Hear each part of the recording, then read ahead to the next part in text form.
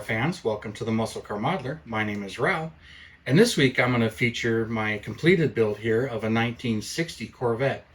Now I gotta say, when it comes to researching my subjects, I really like to get into the options and rarities and top models and what the production numbers are and all of that kind of stuff.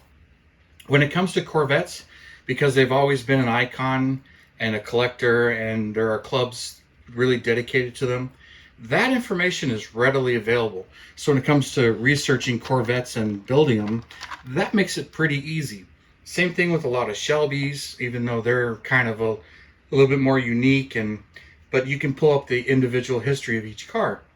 Now, when it comes to researching that kind of stuff, I run into like my 71 Olds 442 build. I'm researching that right now and finding the top options, info on the W30 engine package or performance package, the W25 ram air hood, but trying to find out what the standard options are or what a base model 71 442 is, really kind of vague. I was trying to find out there's plain steel wheels, stuff like that. Can't really find that information out, so it's not really out there or as easy to find. But when it comes to like the Corvette for 1960, there really wasn't hardly anything that changed between a 59 and a 60.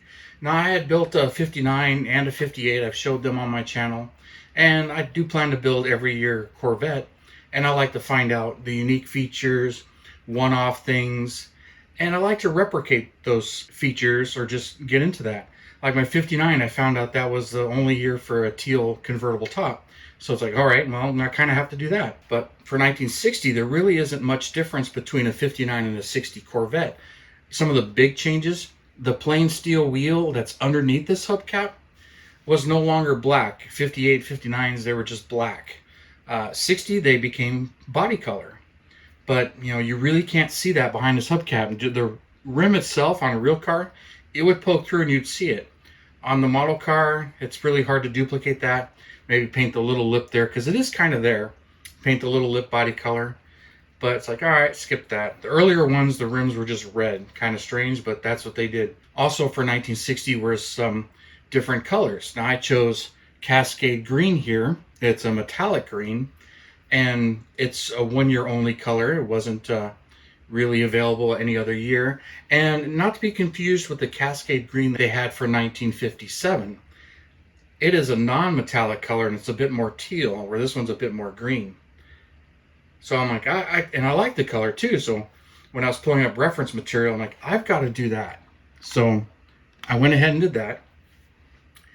And then also the rest of the car, the door panels stayed the same. The dash was the same. Pretty much all the options stayed the same, except for a couple of differences here and there. But the seat pattern was different. I did replicate that. If you saw my builds there, see the pleats? That's a 1960s pleats where they go vertical. 59, they go horizontal. So I replicated that, and I had to modify the seats from the Revell 59 kit to do that. So I had done that, and I kind of showed. I didn't really film actually doing it. Kind of wish I did, because I wasn't sure it was going to come out. But I went ahead and did it, and it came out awesome, which turned this build into, all right, I'm going to continue on with that. Another thing that you can see here, I got sun visors on this one. When I built the 58, I noticed there are no sun visors. And I'm like, wait a minute, something's wrong. Revell forgot to put sun visors on it. And I just looked into it and found out no sun visors on Corvettes from 58 and earlier. Not at all. Was not an option, not available.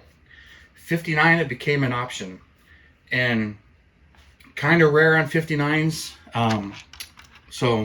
And I didn't realize that when I built my 59, but in 60, it was an option, and it was like almost 51% of the cars actually got that option. So I'm like, I've got to do it to this one. So I went ahead and I put sun visors on it, and it came out pretty cool. Really wasn't a hard modification to do. I used the sun visors from AMT 70 Challenger, which is a convertible, and it comes with sun visors. And I had plenty of those that I had cut the chassis out of and engine compartments out of, And they had sun visors, so I cut them and kind of kept them because I, used that for parts kits for a bunch of Mopar projects. And I had them lying around. Wouldn't recommend buying an entire kit just for sun visors, but you could. And another thing, this one, the trunk actually opens, which is pretty cool. And that's something that Monogram does. Technically, it's a Monogram kit. So there's the trunk. And just to bring it up as a 60, I found this license plate in my decal stash that says "'Tis a 60." Thought that was pretty cool.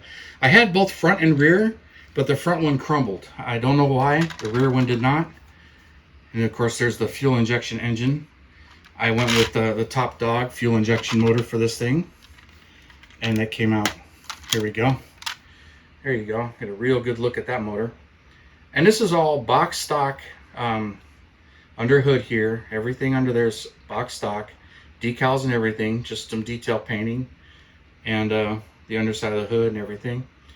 And all of that came out really nice, but that's all in the kit. The wiper motor, the ducts, everything. That's all in the kit.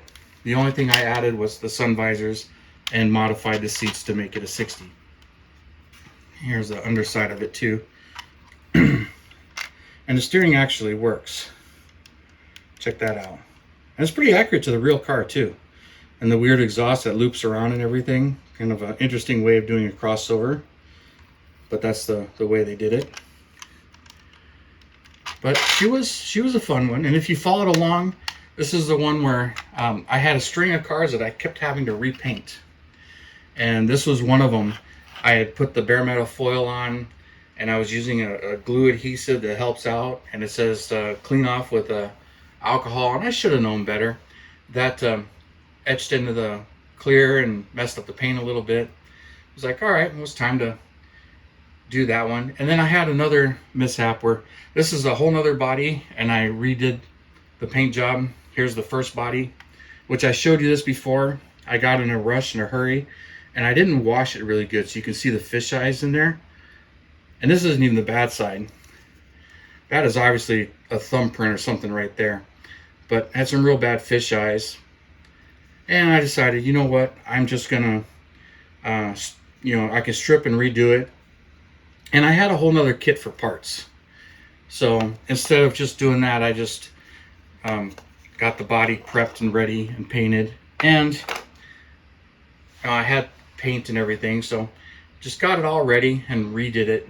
And I was well back on track, so it really didn't slow me down or hold me down with this one. But she came out. I'm really happy with the way she came out. I'm getting kind of burned out on the 50s Corvettes kind of at the moment because I did the 58, and now I've done this one. There's a soft top, which looks really good and still fits. And that comes in the 59 kit. A hard top, not soft top. Sorry, I'm thinking about the soft top because the 58 comes with a soft top. And here's the soft top I did in black. That's from the 58 kit. And I put that on there, and she looks really good. So you can see it with both tops. I need to get one of these and paint it white. But she's looking really good and really happy with her. And then I could fan this out a little bit. So there's the 60. And then the 58, of course, that I did. And then the 59 I got over here as well. Got to have a group shot when you got all of these. So I still need to do 61 and 62, which I have kits to do that. Put the tops on. And here's the 58 with the 58's hard top. But yeah, one with some odd colors. I need to do a red one, so I think the 61 is probably gonna be red.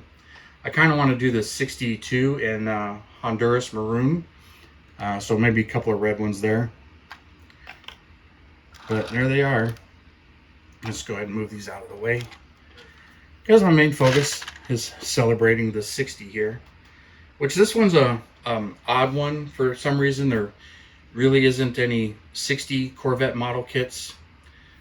For some reason, I don't believe there is an actual 61 based on the seat. The ones I've seen that are box 60, and I have the Revell Monogram 60 multi-piece body kit. I haven't shown that one, but I have built it. It was the first 60 I built.